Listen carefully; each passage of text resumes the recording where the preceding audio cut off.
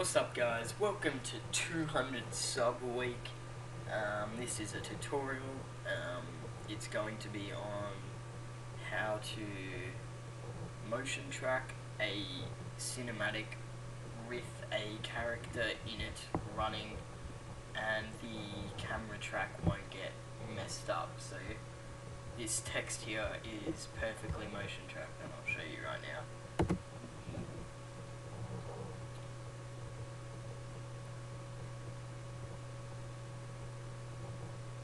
So yeah, that's what we're going to be doing. What you're going to want to have the guy that's running in slow motion, so it's easy to mask out in the motion tracking software here. So this is in After Effects, and what we're going to do is I'm going to just delete everything. Okay, so I have just my clip, and you're going to want to grab these borders and put it around the part that you want to motion track and trim it. So right click on the bar here and right click, go trim to comp area, and then go Control M.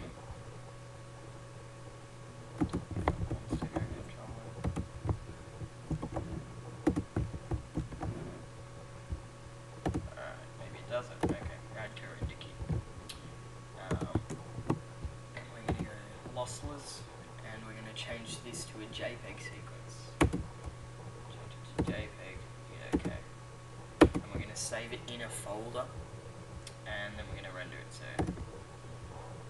I have this under Doodle, Cinematics, Track 1, and as you can see, I've already motion track, saved all the tracks.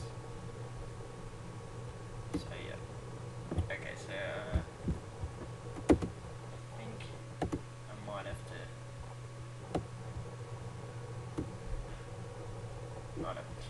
okay, so exit, alright, so then just hit render, and yeah, it should render. So I'm gonna go to, and then open up Fuji, go import sequence. Alright, and just find the place where your sequence is.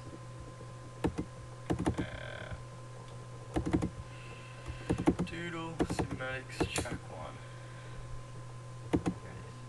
Okay. Hit open and make sure you change the frame rate to whatever the frame rate of the clip is. So just hit apply, change it again for some reason, and then hit close. No, before we track features, we need to add a poly mask. So go to the very first frame and just click around the COD character. Don't make it too perfect because otherwise it's going to be very difficult to move. So just make it pretty good around the guy, and then you're going to go frame by frame, not frame by frame, just a little by a little, making it on the guy. Doesn't seem to change much here.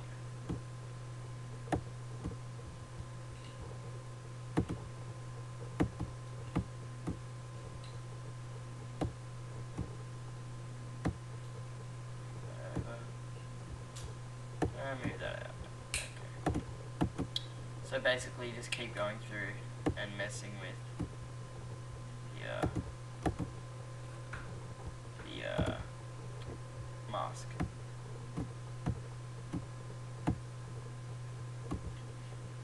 Okay, so I'm going to pause this and do the rest of it. And yeah, I'll be back in a second. Alright, so I've done the motion tracking, I mean mask. Alright, I've done the masking around the guy. It doesn't have to be too great, just as long as the area you want tracked isn't covered. Shut up. God.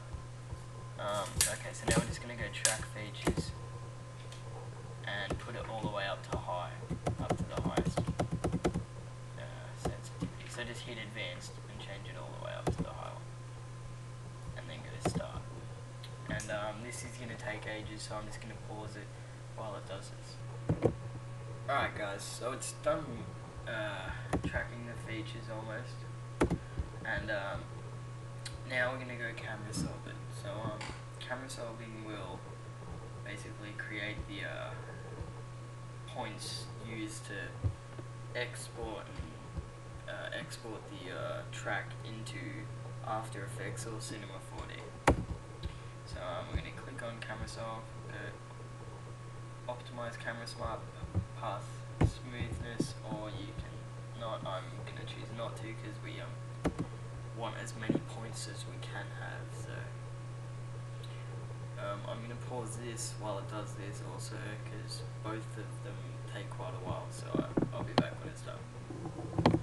Alright, so now what we're going to want to do is basically scrub through the footage to make sure there are points are staying where they should be. So it's basically watch it and see if any points start moving, and then we can delete them. Don't worry about anything that you're not tracking, just focus on the ones that you are going to motion track. And these ones seem to be pretty good. So now we're going to go into scene geometry and add a coordinate from hint, and we're going to pick an origin. So we want our text to be somewhere in the middle, right there. So you're going to click on a point, and when it loads, go hit connect to selected and update, and add another one. Change this to an x-axis, hit on a coordinate on the x-axis, and hold control and click on another one on the x-axis as well, and then update again. Add another one, we're going to go to z-axis, and we're just going to go from here, and we'll see if there's a better point than that, here to here. So it's kind of on an angle.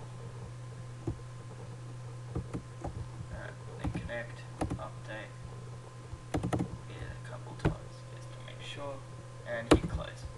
Now we're going to go to export camera solve, and browse. We're going to find a spot to put this. For me, I'm just going to hit save on the desktop. I'm going to change it to a After Effects MA file because that's what we're using, or you could go Cinema 4D. Hit export flag tracks only, otherwise you will get a ton of nulls, and change the scale to 1000. And then just hit save. Alright, exit this, then come on over to After Effects and open up your motion track in here, and it should come up as a composition, so just grab it and I'll just delete all of this out there. Okay. So hit Control C on your camera and then paste it in where your clip is. Make a solid and put element on it, and we'll add some text. So there it is. Okay, hide the text layer. Go into your thing, custom layers, change it to your text, change this one to your texture map, which is just a frozen frame of your clip, your thing. So now I'm just going to scene setup, hit extrude, and I'll just chuck a preset on it, and then change the environment to frozen. So there we have it. Some text. Hit OK. Go into group 1, particle replicator, change the XY down to 0, and then we're going to rotate it 180 degrees. Okay, and we might just go into particle look, make it a little bigger, not too big, it's 80. Okay, go back into scene setup, go to primitives, scroll down, grab a plane, put it on group 2, take it off group 1, hit OK, go to group 2, and change the coordinates down to 0.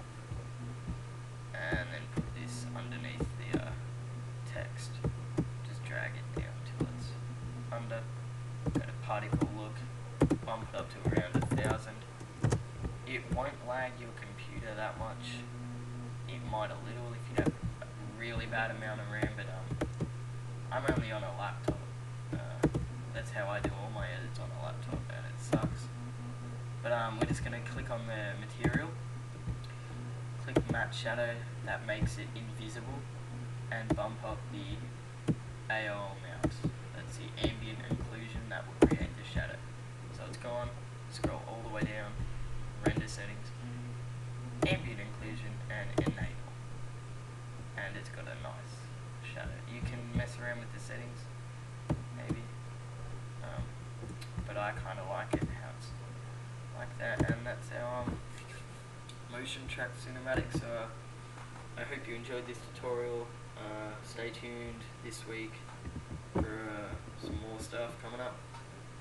But leave a like and a comment.